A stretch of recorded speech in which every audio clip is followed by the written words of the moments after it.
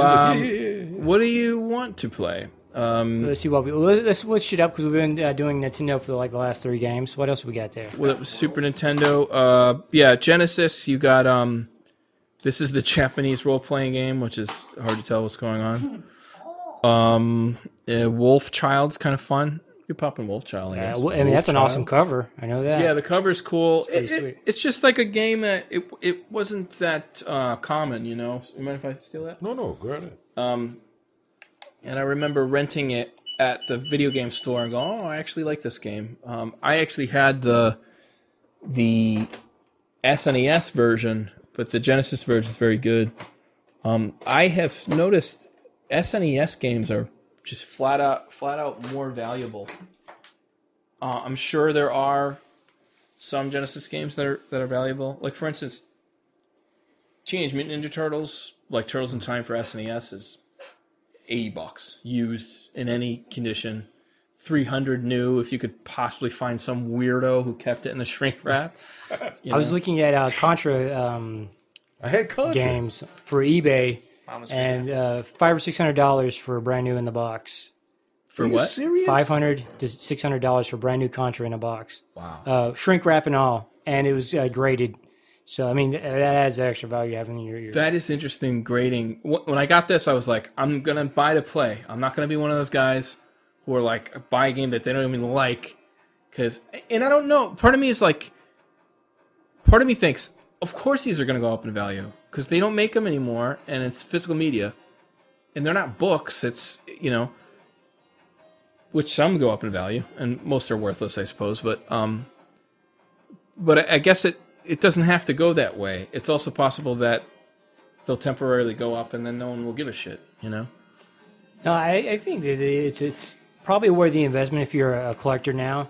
I think it's going to be a thing that will continually go up. I think that it was a market that probably bottomed out for retro video games probably in the late 90s, early 2000s. Because I was telling Tom, like, back then, about in 2002, I decided to get back into, like, retro video gaming, and I bought, like, an NES and a Super Nintendo.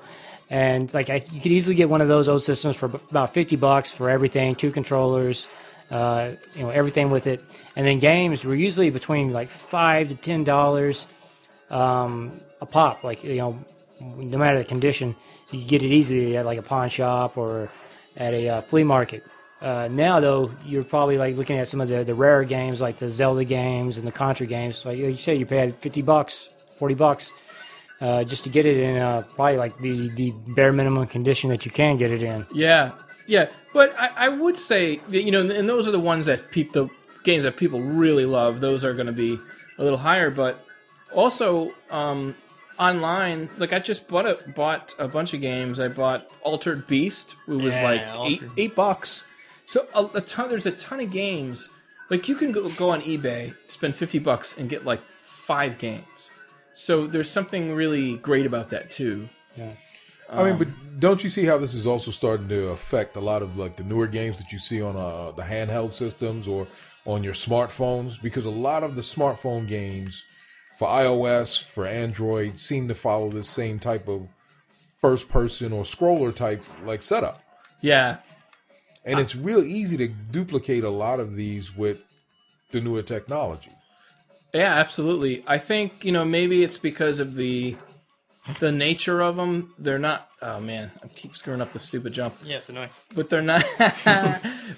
They're easy to jump into, It's Right. not like some of these 3D games. Although some are shooters you can jump into, but... So what's happening here in this game? You're a wolf child or a wolf in a future? I'm like a werewolf guy in the future. Teen Wolf. It's kind of like Super Mario Bros. And I'm trying to rescue some scientists off of this island. The island of Dr. Monroe? But I always liked it. The SNES games got some great music. Even the Genesis got some pretty cool music. And it was just a fun game. It wasn't too complicated. Now, did you guys used to rent games back in the day? Rate them? Rent them. Yeah, I rented. Oh, yeah. So, what was like and you guys probably rented them over the weekend. Did you guys ever have like a worst game that you ever rented that you were just pissed that you had rented? It's not really memorable. They don't remember the worst I don't. games. But I remember renting River City Ransom, and I thought it was cool. It was, a shitty game. I don't remember. A lot, my brother owned Fun Stuff Video, and they had games, and so sometimes I could take a few games home. Oh, nice. And I remember he lived at home for a couple of years, because he started the store when he was like 20. So he was still living at home for the first year or two when he opened the store.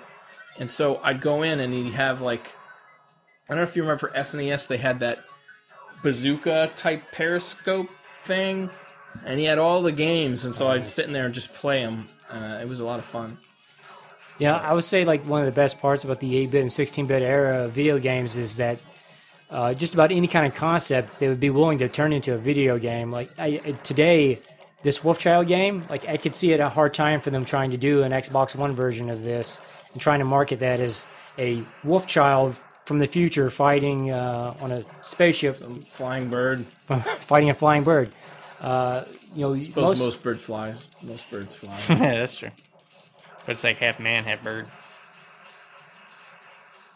You don't see a lot of innovation or a lot of crazy concepts thrown in video games No. these days for the most part. Very repetitive stuff that you've seen before. Well, so that's Wolfchild. I think it's because it's all based off the same coding and stuff like that, and the video engines and shit like that. Yeah, right? They keep building off of the... That's what my friend Like the Unreal Engine or one of the other ones, yeah. Yeah, it's always like standing on the shoulders. Well, what do you think? Did you ever play Maniac Mansion growing up? No. Yeah, I never played Maniac The Mansion. shit for the Commodore Sounds 64. familiar. I don't know. But it's more of an adventure game, so that's not something that's going to be fun to look at.